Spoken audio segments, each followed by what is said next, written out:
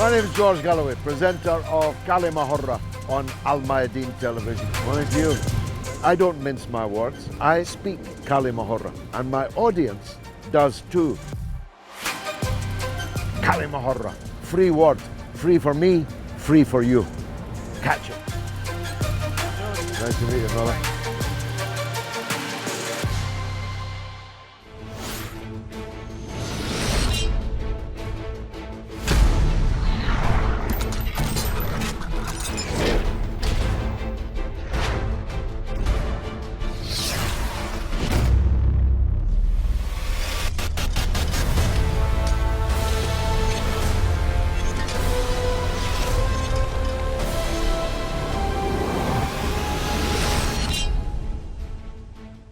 Welcome to كلمة with me, George Galloway, for Mayadeen television, coming to you from London, but discussing the dollar, which means we're discussing the whole world.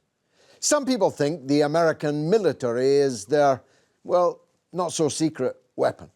I've always believed that the key to United States hegemony in the world was their dollar, more particularly their stranglehold over the exchange in the SWIFT system, which allows them essentially to lock other people out of the international economy.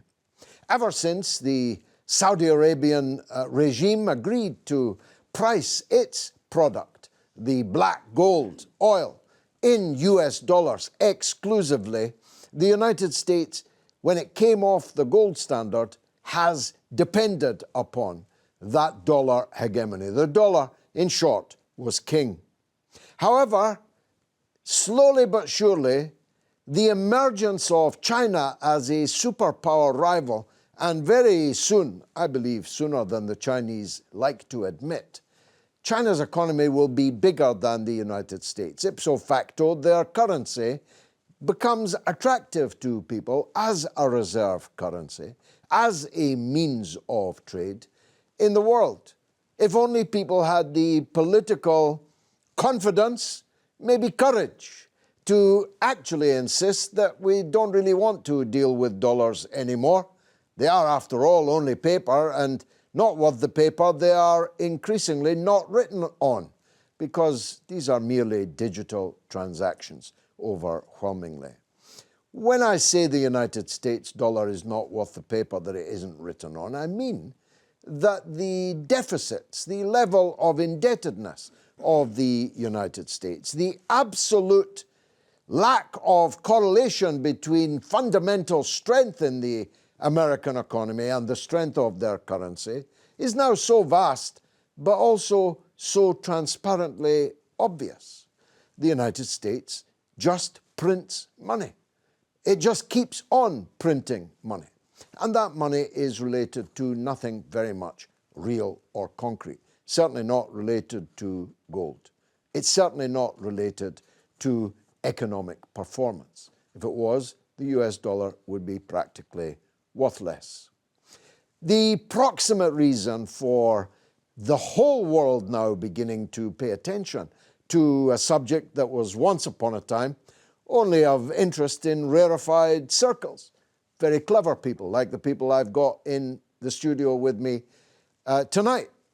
The reason everyone's now focused on it is that the wave of economic warfare unleashed by the United States and the European Union against Russia has completed the absolute unity of Russia and China, with some countries like India, Iran, Venezuela, not quite in that absolute unity, but beginning to orbit around that Eurasian future that China and Russia have postulated.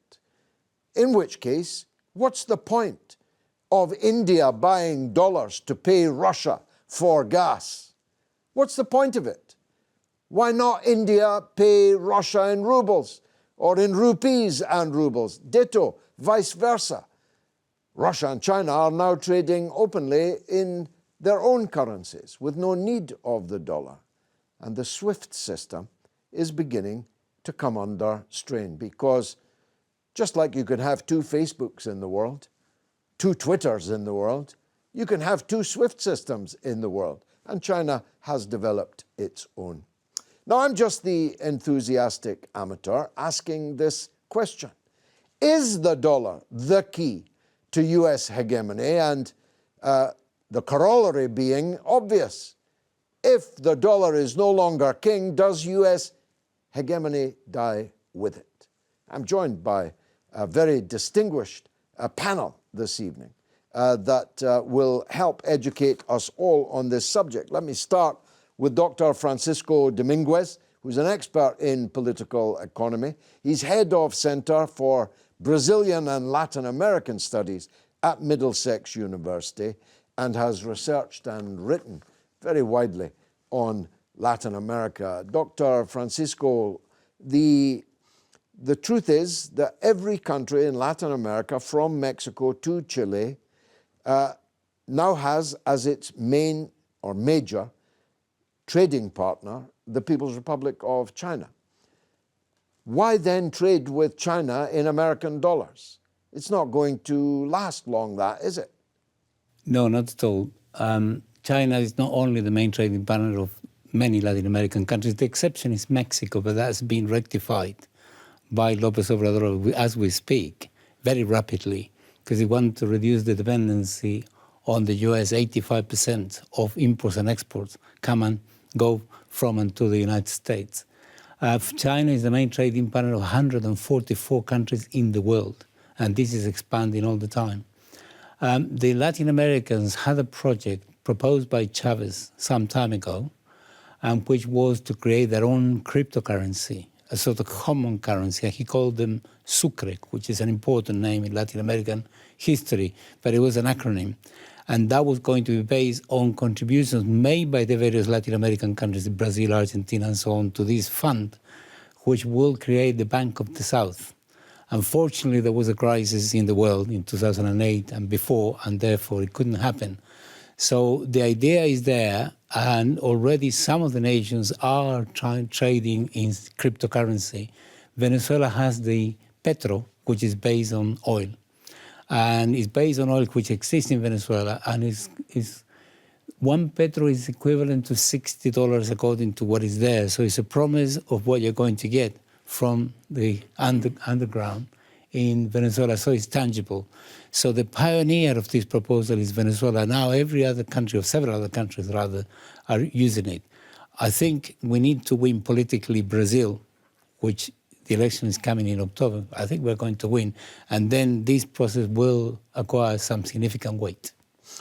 Is this a lesson that Venezuela, which has substantially recovered despite all the sanctions and terrorism and all the rest emanating from the United States, that where a currency is based on something real, that it has an inherent intrinsic strength that the dollar does not have? The ruble, for example, is now valued at twice its value to the dollar that it was before the war in Ukraine began, for example.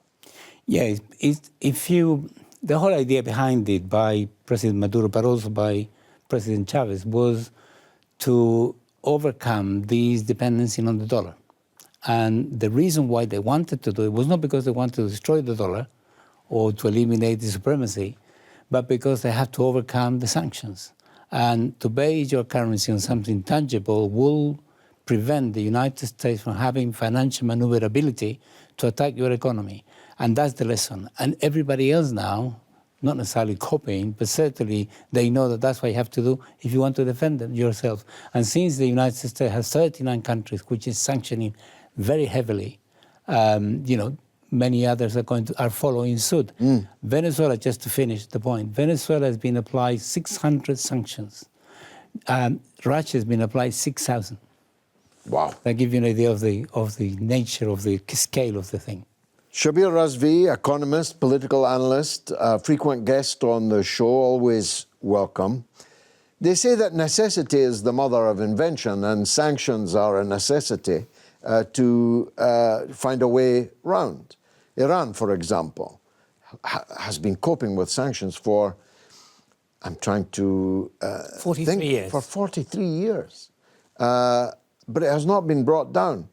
Venezuela was not brought down. Russia will not be brought down. That must spell, surely, however imminent, the end of dollar hegemony. Look, George, thank you very much. It's always a pleasure to be part of a conversation like this that you usually organize. I think the current situation is really quite a Rubicon moment, I believe.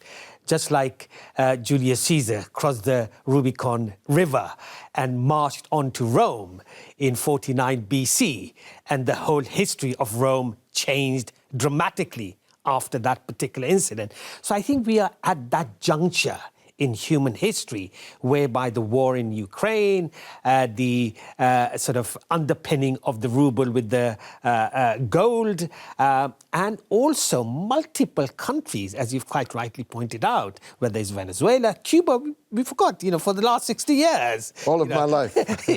Over 60 years has been sanctioned. And I think what's really fascinating is that the nations of the world are realizing that we cannot really continue to be used as fodder, as sort of whenever at the whim of Washington and our European nations who really follow Washington line without questioning. And the world is realizing that we need an alternative way of doing business.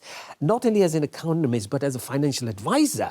What I always tell my clients is never to put all your eggs in one basket. So, it's always sensible, if you've got £100 or $100, to put perhaps 10% in dollar-based assets, if you like. And I would suggest that even that perhaps shouldn't be done. It should be moved to other currencies or other assets that people may have in other parts of the world.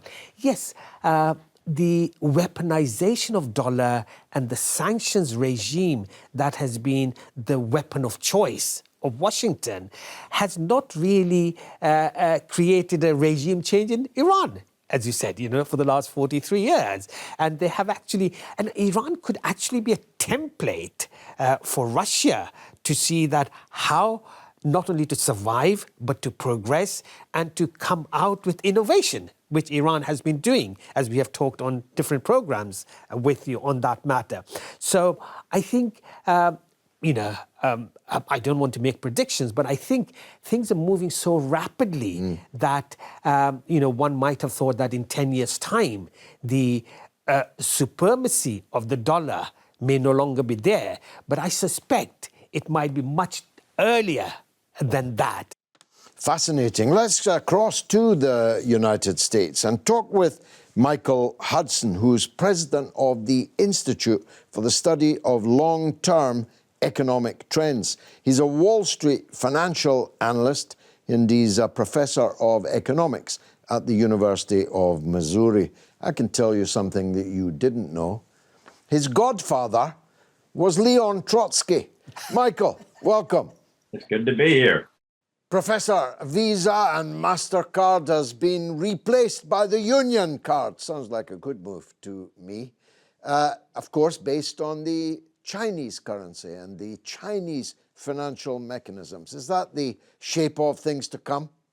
There are going to be many American services and goods and exports that are going to be replaced because people no longer can trust paying in advance for American exports. And also, the US and NATO have decided to draw an iron curtain around their countries, Western Europe and the United States, to prevent the NATO countries in Europe from trading more with Russia and China, from doing more. The United States fears a loss of its economic satellites as its economy is shrinking and other economies are growing. So a year ago, long before the Ukrainian war began, they planned, how do we make a break between Europe and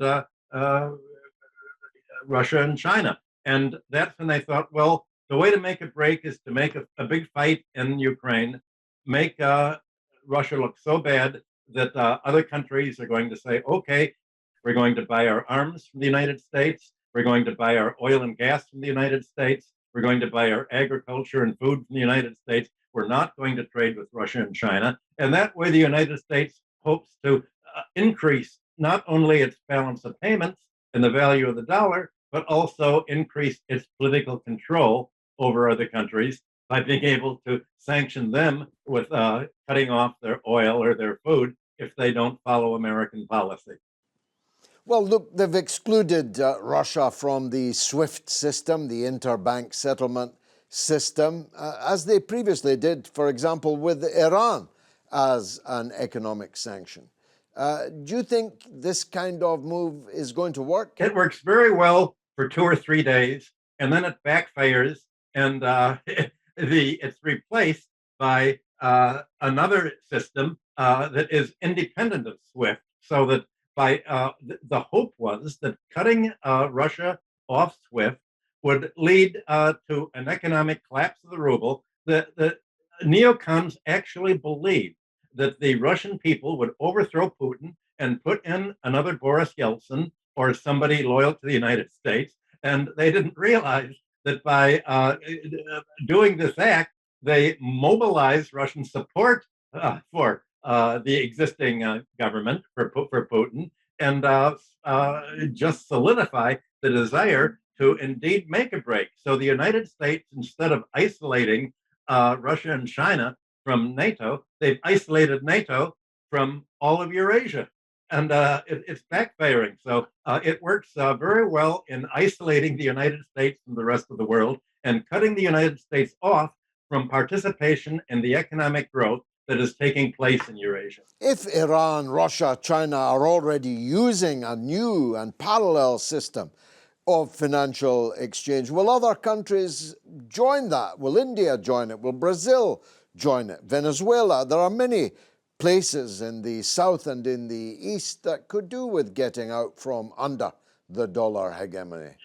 Nothing is going to replace the US dollar in SWIFT. What's going to happen is a parallel system alongside of it. And so there's going to be the SWIFT and the International Monetary Fund and the World Bank and NATO all in one set of client oligarchies and satellites around the US as the sun. And there will be another system going its own way in Eurasia. So it's not going to be able to prevent this other system from developing, but in fact, it's catalyzing the system. For the last 2 or 3 years, both Russia and China have talked about the need to de-dollarize their economy.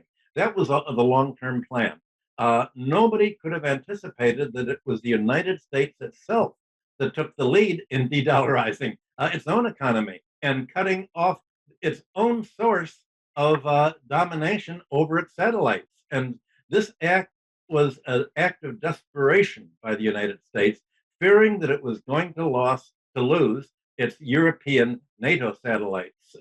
And it's realized it's going to lose Africa, it's going to lose Latin America, it's going to lose Asia, but at least it can hold on to Europe. And of course, Europe will be the sacrificial, the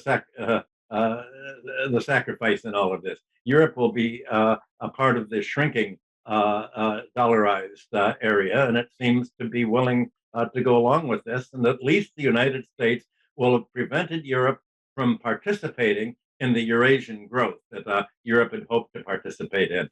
Is this the beginning of the end of dollar hegemony, or to paraphrase Mr. Churchill, is it merely the end of the beginning? We may end the dollar hegemony, but the war with Russia and China, the constant fighting is going to take at least a decade. What we're seeing in the last month is the beginning of a 10 or 20-year war. It's going to be very bloody. This summer, you're going to see many African countries turned into Ukraine with fighting among themselves. The United States is going to do everything it can to fight, and its way of fighting is simply to drop bombs and to destroy. So the end of U.S. hegemony will not be a pretty sight. It may have passed the apex, but on the way down, it's going to fight like anything and cause immense damage to the rest of the world. Wow. Clive Menzies, researcher, analyst of political economy, and a writer for outersight.org, and another regular guest on the show. Clive's experience in a wide range of management positions in the financial services and technology sectors qualifies him mightily for participation in this debate. Clive, I'm not going to tempt you onto the ground of Russia, Ukraine, and so on. Let's just stick to the economics of this. It's not just the end, is it, of the unquestioned hegemony of the US dollar. It calls into question fiat currency based on nothing as a whole. I mean, Russia's now on the gold standard. Words you never thought that you would speak again, since the gold standard was abandoned in Britain in the 1930s, abandoned in the United States in the 1970s. Now it's back in 2022. Thank you, George. I think we're looking at something much more seismic than just the dollar. And I think, as you say, it's this idea of fiat money versus commodity-based money, in effect, because commodities, when America imposed these sanctions, okay, Russians couldn't buy Mercedes, they couldn't buy Gucci handbags, but they have food, they have oil, they have all the things that Europe needs in particular, much more so than America, which has some of its own resources. So, as Michael said, Europe is something of a sacrificial lamb in this. But we are looking at a whole seismic shift in our perception of money. And at a geopolitical level, we can argue about, the dollar's dominance now being eroded by an alternative system which is more multipolar, shall we say. But actually, that takes in the pound, the euro, the yen, all of which are fiat-based. It's not probably accurate to say that Russia is on the gold standard as such. They have pegged it to the ruble thus far, but there's no reason why they can't adjust that over time, depending on what happens. So I think there's some flexibility there. Our work in research has revealed that what we're seeing is something much more fundamental. And you referred in your introduction to, it's not really paper money, it's just digits. And Francisco mentioned digital cryptocurrencies. The internet has been a game changer. It may have been created by DARPA, the military, but it has actually democratized the process of communication and transactions in a way that has been unprecedented. And so if that process applies to money, that we see different forms of money that no longer rely on this concept of exchange, because we have this big fallacy that's been foisted on us from God knows when, saying that before money came barter, and it didn't. What came before that was a much more complex, and Francisco and I were discussing this because Marx and Engels looked at this, that the way societies operated wasn't on the basis of exchange. And what money did was to overcome the problems of what you do when you go outside the family or the community. It created this business of this idea of exchange and trustless relationships. So you trust the medium rather than you trust the people. Whereas what we're seeing developing in the software world in the internet era is trust developing between people. And it's only a matter of time before that sort of methodology begins to oust this idea of exchange money. This is something that's very difficult to get one's head around. And I think, it's taken me a couple of years to realize that we could do without exchange. But yes, there is this geopolitical game, and undoubtedly America has shot itself in the foot, and more importantly, shot Europe in the foot. But there is a much bigger game afoot, and the frames of reference are changing. Money, money, money. It's a rich man world, as Abba told us. I'll be right back after the break.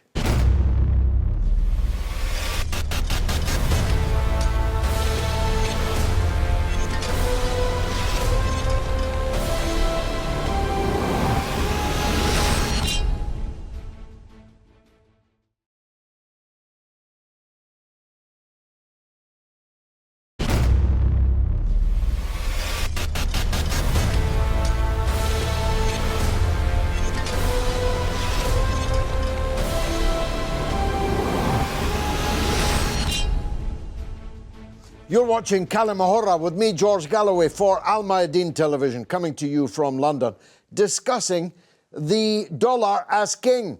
Is the king dead or dying?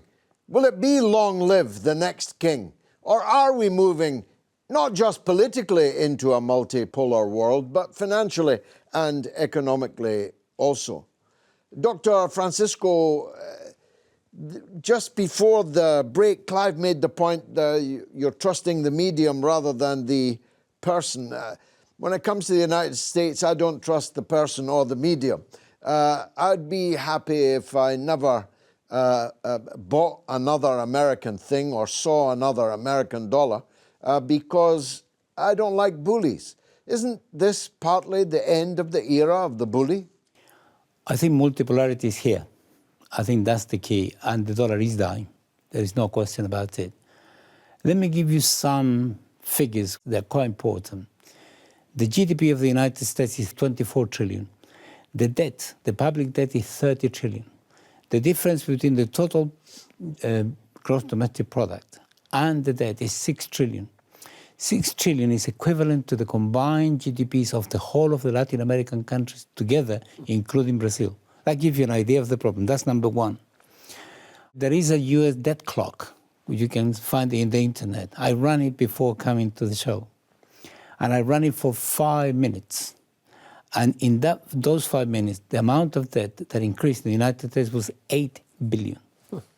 Now, 8 billion is, if you have 3 of them, that is the GDP of Nicaragua. If you have 5 of them, that's the GDP of Bolivia. The United States has a very serious problem of infrastructure. Their productivity is low. The number of bridges in the United States that require urgent repair, not repair, urgent repair, is 65,000. The quality of the road, according to the American Society of Civil Engineers, they produce a report every year, 42% of the roads are mediocre or in need of repair. The electricity plants, airports, and so on. Everything is a complete mess. The United States doesn't have high-speed trains. It doesn't. Sorry to say like this. Even Spain has them. So that gives you an idea of the problem. And the United States economy is growing at a rate of something between 2 and 1%. The Chinese economy, with all the problems, is growing at a rate of 7%.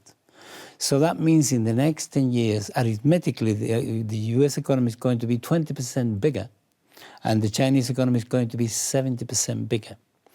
Now, if you take what countries have done regarding this question of the dollar, possibly people do not know, but China and Japan are conducting their foreign trade in their currencies. Iran is conducting their business in no dollar.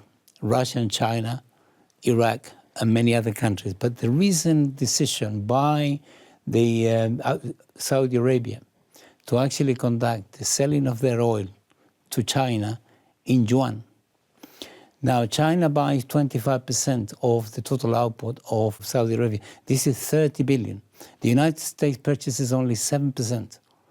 So if you keep going down, you can see that there is already a multipolarity of initiatives. What we don't have is the international architecture, financially speaking, so that there is a system which is coherent, is international, it works, it has legal security that gives you legal confidence that if you enter into a transaction in that system, you know, whatever it is going to be respected. That has to happen, but it's beginning to take place already. So the United States is in a real trouble, and it doesn't have any possibility. I just looked at the budget that Joe Biden presented to Congress for 2023. It's a very long document. It has three key components. Number one, domestic security. It's going to give to the police, domestically, huge amount of resources. The organization Black Lives Matter said, this is not what we want. You know what happened when they have resources. And basically, Biden is trying to get votes from the right by doing this. That's number one. Number two is international security. He increased the budget, the military budget, to $773 billion, which is 30 billion more than in the previous administration. And surprisingly, he's going to apply a tax of 20% on the fortunes of 100 million upwards. which is going to produce 360 billion, and is going to reduce the budget deficit and the deficit of the United States by 1 trillion in 10 years. So it's totally useless. And in order for this budget to be passed, he needs to win it in the House, in Congress. He's got a majority. Control over which he may well lose in November. Certainly, but at the moment, if we were to propose it, he will pass it in the House, but he will not be able to pass it through Congress because there is 50-50. And Democrat right-wing, Joe Manchin, already said he's not going to support it. So it's already, not only is useless as a proposal to recover the economy, but it's already dead before it begins. So that gives you an idea of the problems that they have. So the issue, strategically, from their point of view, is this. Do they continue waging war against everybody else? And who else is there to wage war? Their calculation, it seems to me, was if we are able to bully Russia and make them accept our way, and then later on we'll continue with that until, we produce something equivalent to regime change, isolating China thereby, and therefore the next move is to attack China. And this one hasn't worked. The next one is certainly not going to work. So the United States is desperate because he's facing a very serious challenge. Number one, energy and resources from Russia to Europe, which really needs them, and the Belt and Road Initiative by China, which is, at the moment, is in the region of $5 trillion. So therefore, facing with this huge, very attractive embrace from these two nations that have huge resources, one natural resource, the other one technology, markets, money, and credit, and investment, infrastructure, it's very difficult to say no. So the only possibility for them is war, war, war. Well, I've just paid virtually £2 for a litre of petrol, not only pennies less, which, for those of us who still think in gallons, is an unthinkable amount of money, £8.50 or more for a gallon of petrol. I don't think we can sustain that in Britain, never mind in Europe, which is even more dependent. Let's hear from a good friend of mine, the rock and roll economist, Professor Steve Keen, who nowadays is in Bangkok in Thailand. He's an Australian economist and author, honorary research fellow at the University College of London. And of course, I'm a supporter of him on Patreon. That's patreon.com/Professor Steve Keen. Steve, wonderful to see you again. Thank you. This conflict's not just a military one, is it? It's an economic war. If you agree with me, how did we end up here? Well, it's both economic and political, as most things are. And of course, Russia once was part of the Soviet Union. And we know that the political contest between capitalism and socialism was played out between America and what we now call Russia for 70 or so years. And the failure of the Soviet system is probably best explained by the recently deceased Hungarian economist János Kornai. And he argued that even if you leave out Stalin, you leave out the Americans trying to undermine the economy and so on, an economy with central planning, even if it's got the best of possible intentions, will fail to innovate.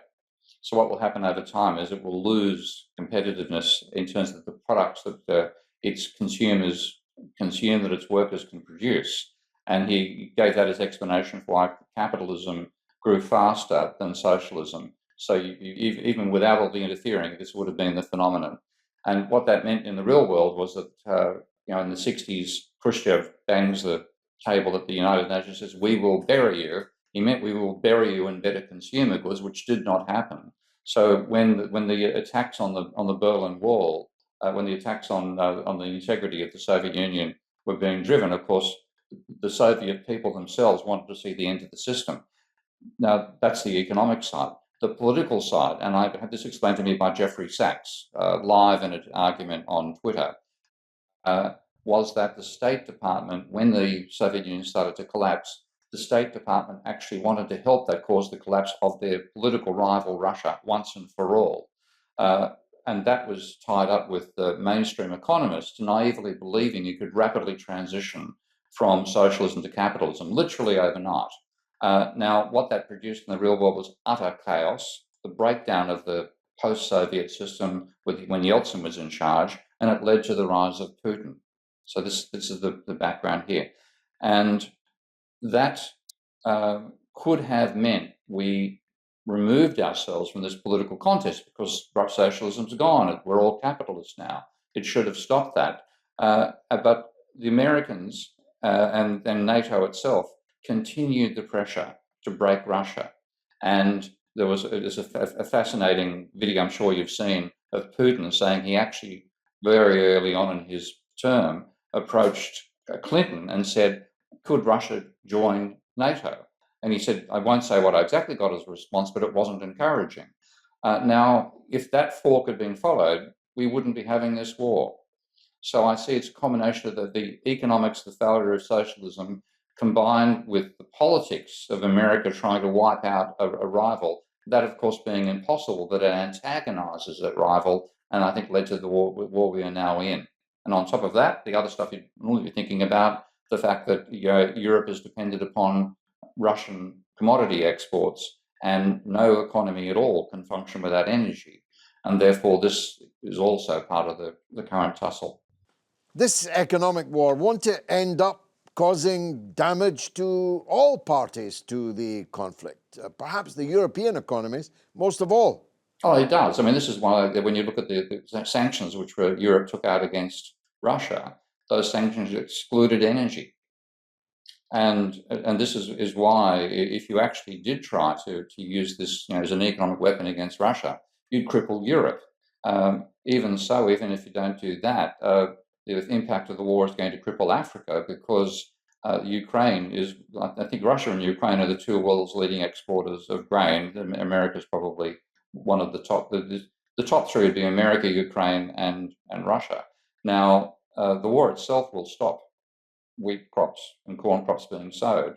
There is also the boycotting going on. The main importers of Ukrainian wheat are African states. So an effective boycott against food, which is feasible, will cripple Africa.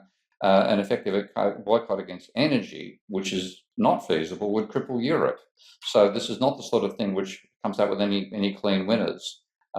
When you're reliant upon a third party for energy sources, that third party can dominate you, and that is effectively what Russia can do over the availability of fossil fuels. Russia's insistence on being paid in rubles, for example, for its energy, is that going to change everything? It could be. I mean, the amusing thing about that in some ways is that, of course, what they're trying to do by the boycotts is cut off economic relations with Russia, but they can't do without the energy. Now, when Putin says you must buy our oil in rubles, not in dollars, then to raise those rubles, you've got to buy the rubles on the open market. You largely, to some degree, have to be earning them, which means you have to have countries in the West exporting goods to Russia. So it's in that sense, a very cunning ploy, I think. And it could ultimately mean we break away from probably the worst economic mistake as a policy decision ever made. And that was the decision of the Americans, led by Harry Dexter Wright at the Bretton Woods Agreement, to insist that the American dollar become the reserve currency for international trade. Whereas what Keynes wanted to do is bring in an invented currency called the Bancor, which would be issued by what is the equivalent of the International Monetary Fund on a basis of the size of each economy being involved. And that would have meant that no particular country could dominate international trade. But it would also mean that you wouldn't have the bad side effect that America gets out of that there's a demand for American dollars over and above the need to buy American goods. And therefore, the American dollar is inflated in value. And what that means is that the outputs of America are more expensive than they need to be, which undermines the manufacturing sector. So that sets up enormous imbalances in the global monetary system, and it would actually be better to break away from a single currency. So I think this would actually, even though it's not meant to benefit the whole world, the fact we'd have more than one currency is a step towards having a multiple currency system where no one country dominates, and we lose this madness we've had since 1944, after Bretton Woods, of a national currency being used for international trade. Is it seriously the beginning of the end of the US dollar as king? That comes down to just how effective the strategy will be.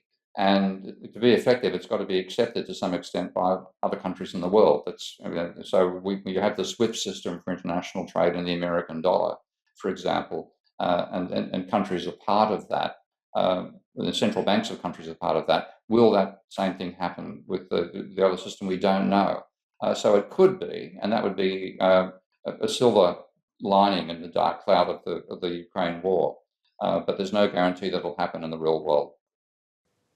Shabir, the more I listen to you all, the more the Chinese Chairman Mao's statement about sometimes the enemy struggles might lift a huge stone only to drop it on its own feet. This all sounds to me like the United States moving mountains only to drop them on their own feet. Not only that, George, whenever you talk about Chairman Mao, you inspire me of another quotation, not of Chairman Mao, but another famous Chinese war strategies, that you don't fight wars on too many fronts at the same time. That, I think, is a folly that is being experienced by USA. You know, the professor quite admirably pointed out. Before I do that, I must promote Professor Keen's book, Debunking Economics. All of us should read it, and I think it's very, very important because it will open mind of a lot of people what economics is, if you like. Coming back to our professor from Middlesex University, is that if you look at many measures of where America internally is very weak. If you look at the collapse of the Soviet Union, and here there was a wonderful letter written by Imam Khomeini, the founder of the Islamic Revolution in Iran, to Gorbachev back in '87, when he said that communism would be in the in the bin of history, if you like. And he advised Gorbachev at that time that perhaps they should also look at and abandon US and sort of plan their own economy in the way that it is said. And it was really interesting that one of the advisors of Putin, Mr. Alexander Dugin, I'm sure you've heard of him and all of us have, and he said an interesting thing in one of the clips on YouTube. He said Gorbachev read that letter of Imam Khomeini and Putin is applying that letter. So it's quite fascinating what is going on at this moment in the mix of it. So if you look at different measures, the collapse of the Soviet Union at least protected the ordinary people because they had welfare, they had cheaper housing, they had healthcare and all these matters. But when America, because of the debt that it has, if it collapses, there are no cushions. No safety nets. No safety nets for the American population. As we know, at this moment, 50 million of the people don't have health care. Housing is atrocious in USA. So the pain that is going to be experienced by the majority of the people in the USA is going to be probably more significant than what the people in Soviet Union felt. So the game that America has been playing, because it has been able to bully the world through its military power, through its economic power, through its, satanic power, as again, Imam Khomeini called it the big Satan, and Putin calls it the empire of lies. So everything has been based on illusion, what Hollywood is good at, sort of making movies out of it. And therefore the dollar has been used as that sort of illusion to create a monetary system whereby everyone sort of... magic tricks. Yeah, magic tricks, and sort of everyone aspires to have the green back in their pocket. But the reality is that soon that sort of dollar in the pocket may not be worth as much as people think it is. And that's where I think the big problem lies. Clive, you are, let me say, a kind of a Cassandra to some extent. You have preached for years that the system that we have is He's doomed. The end is nigh.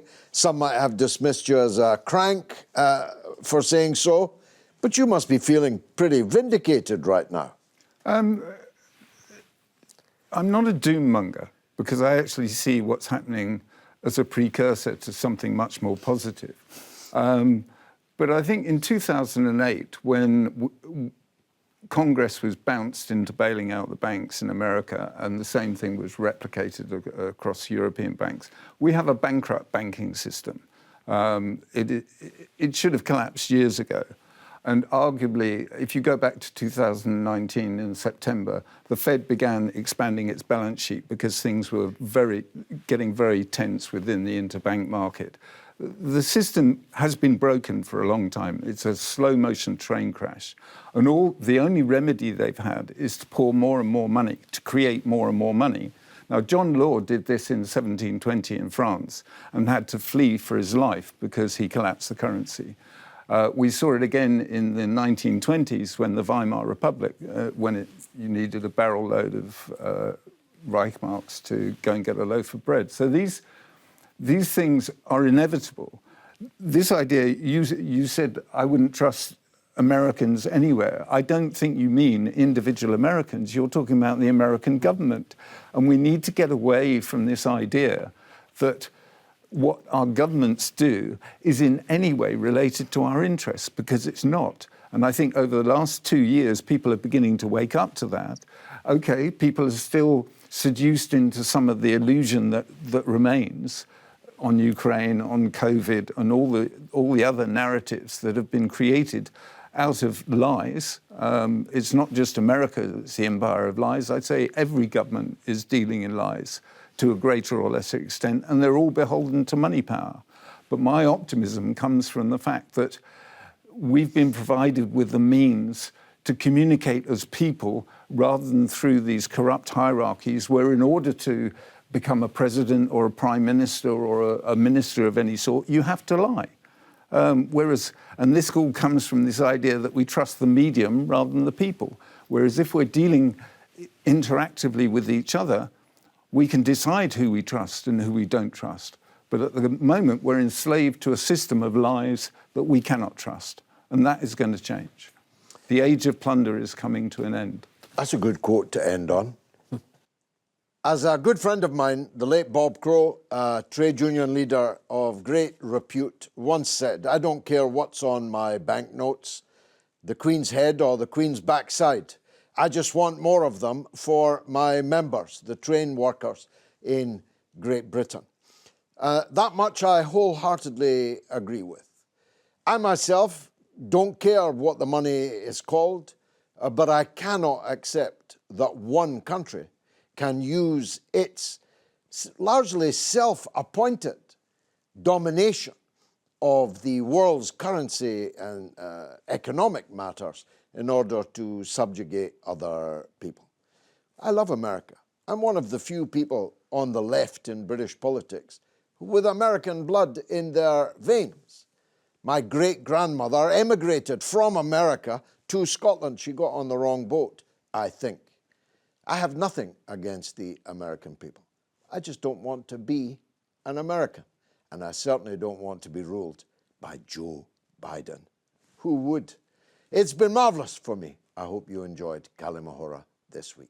Until the next time, farewell.